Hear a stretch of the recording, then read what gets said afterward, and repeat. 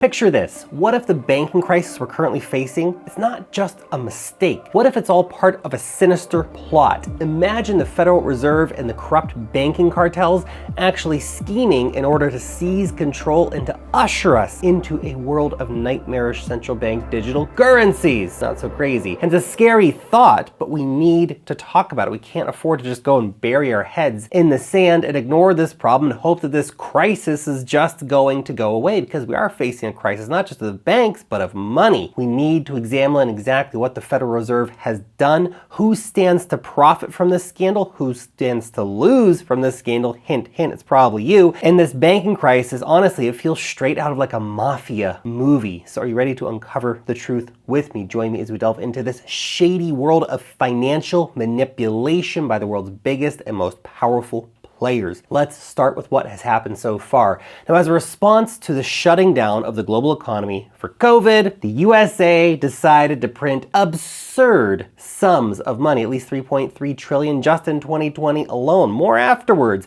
This caused inflation, of course, to spiral out of control as money flooded into the system, hitting over 9% in the USA last year. Now, it's important to point out that this was not a mistake. Either the chiefs at the Federal Reserve knew that this would cause a massive inflationary crisis, which is criminal. Of course, they handed a lot of money straight to their banking buddies as well, which is also criminal.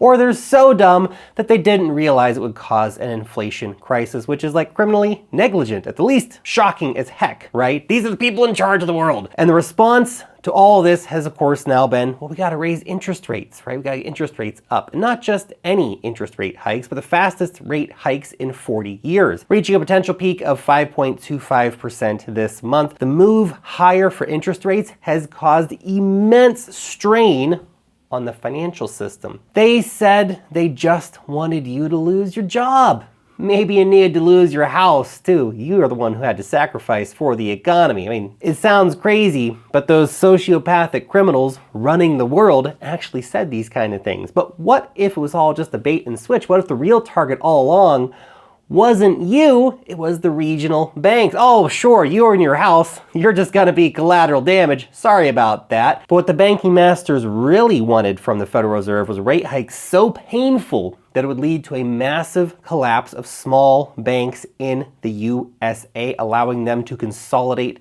control. Now, already during this crisis, we've seen 4 of the 5 biggest bank collapses in US history. The total size of the collapses thus far have already surpassed the 2008 banking crisis. But why are the banks collapsing? Well, here's the problem explained simply. Banks had so much money flowing in that they couldn't actually find loans for all of that money. Now, normally you give money to a bank and then they lend it out to, some dude who wants to buy a house or something like that. But there wasn't enough of those dudes hanging around wanting to buy houses. So the banks started buying long-term, we're talking like 10-year here, U.S. Treasury bonds and U.S. mortgage-backed securities. Now, in a normal circumstance, that would be fine. But things aren't normal right now. Right now, banks are, they're only offering like 0.1% interest on savings accounts, right? And people are starting to wake up to the fact that, well, they can actually take their money out of the bank and put it into a money market account or just straight into bonds and earn 5% on their money. So money is flooding out of these banks right now and they're stuck. Social media, of course, is exacerbating this situation by stoking fears of bank runs happening super fast, because all you have to do now is get on your phone, click a few buttons, and your money's gone. It's moved to another bank, and that bank is in a bad situation. And then when customers demand their money back, the banks are forced to sell their bonds and sell their mortgage-backed securities at a loss, because they're at a loss right now. You see, the problem is that those are 10-year fixed-term assets, but they're not trading at full price right now. So when they have to sell those, they're taking huge hits, meaning those banks are selling at a loss and they're becoming bankrupt or insolvent. The FDIC estimates there are at least $620 billion of unrealized losses at U.S. regional banks right now. As many as 186 banks remain at risk of collapse, and JP Morgan just salivating over that. A further 722 banks have reported unrealized losses of over 50% of their capital. Bad day for small banks, but a good day for the big predatory banks, right? The big sharks eat the little sharks. Right now, US big banks, the top 10 banks, control 65% of all US deposits. The top 4 banks, about 50% of all US deposits. Now, this is relevant because of what happened with the most recent banking collapse.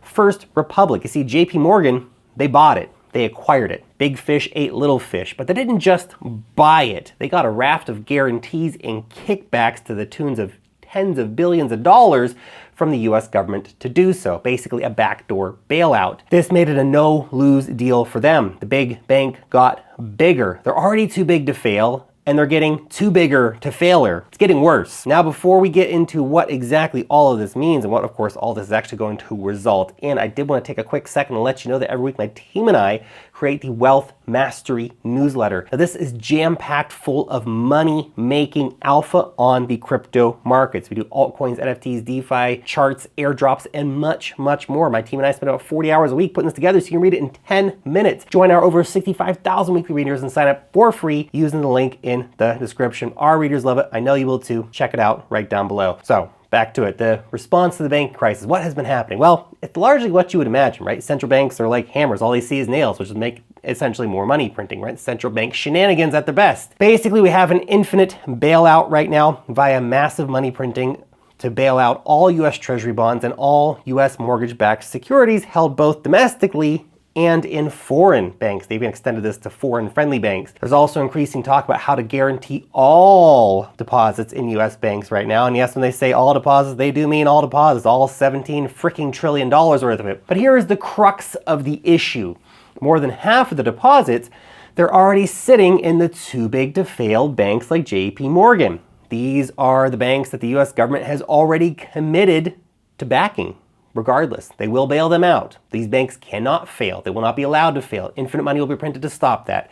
These are the banks that have been chosen as the winners by the government, right? They're the mafia. They're the cartel. They are completing their dominance of the small players right now. The banking crisis has allowed them to mercilessly destroy competition and to absorb that competition to grow bigger. They're already bloated, rotting bodies just keep expanding in size. And then, when all your deposits have been consolidated into one of the government-approved, government-backed, mafia cartel banks, then comes the next bait and switch. You see, because that's when they roll out the central bank digital currencies, or CBDCs, entrapping everyone in a net of financial slavery. You're not going to have any other choice. Where else are you going to go? The winners and the losers in this scenario, they become very, very clear. The government gets increased dominance over your financial life, increased taxation, increased ability to tell you what you can and cannot do with your money. The big banks consolidate power to themselves, which gives them more control then over the government. And the loser, of course, is you and me.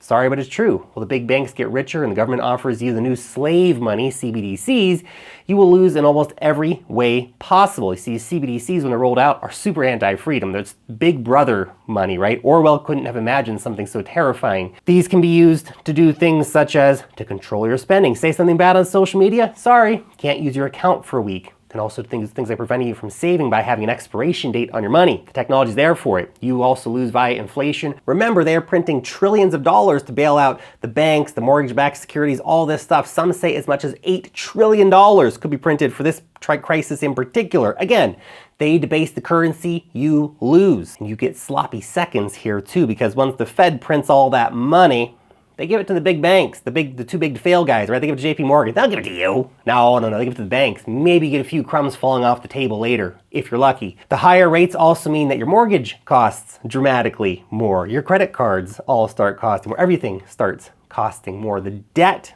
is a big problem right now for anybody who has it. The banking system is basically a giant freaking mafia racket, and it's getting worse. The central bank, it's a Ponzi scam. The dollar, it's ridiculous. Thank God we have honest money like Bitcoin and gold, because what we have, the alternative, is damn scary. Okay, that's it. Thanks for watching. Subscribe now if you're not already, and I'll see you next time.